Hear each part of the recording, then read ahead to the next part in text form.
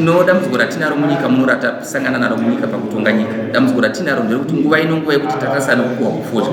Tinosangana nonyaya dzakati wandei zokuti vanhu vanenge vachitorana vakadzi nokutorana varume. Ndodambudziko ratinosangana rokuti kana murume akaenda kufuro haadzoke, anobva aendera futi zvokutadza kuziva kuti kumba kunodzoka. Akaenda iko akunokecha ikoko. Ndo matambudziko atiri kusangana naye. Koya kokuti vasenzi vanenge asenzana anotadza kuvabhadhara uko anenge akalona zvikwereti. Ndodambudziko ratinosangana iro rinokonzera kuti kana dai mumwe munhu akaenda, munhu toona munhu achitodzi mwedzi wese akatama pamba akaenda achigara nogirlfriend kuHarare. Ndodambudziko riri kumafuro. Kozouya rimwe dambudziko ratisangana naro muno munyika muZimbabwe nderokuti vakadzi mapfekero avo haana kunaka.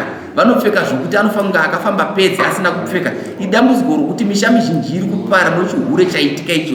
Ndo zviri kukonzera mhirizhonga muZimbabwe kuti nyika iparare.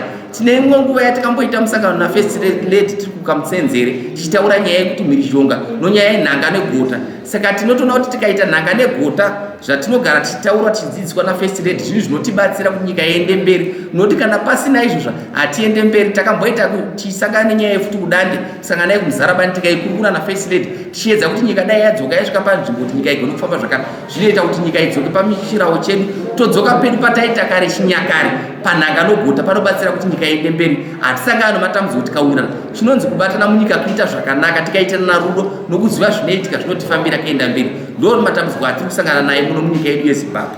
Ndafumashoko inyamungade kupa chifu kune vakadzi nevarume vava isisi tatarisana nemwaka wefodya.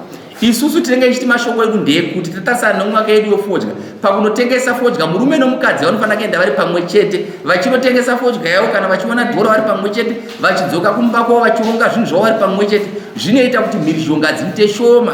Zvinoita kuti masuicide kuti kana kufa kwevanhu kuite kushoma. Nyika inotichengetedza zvakanaka tikadaro nyika inofamba zvakanaka.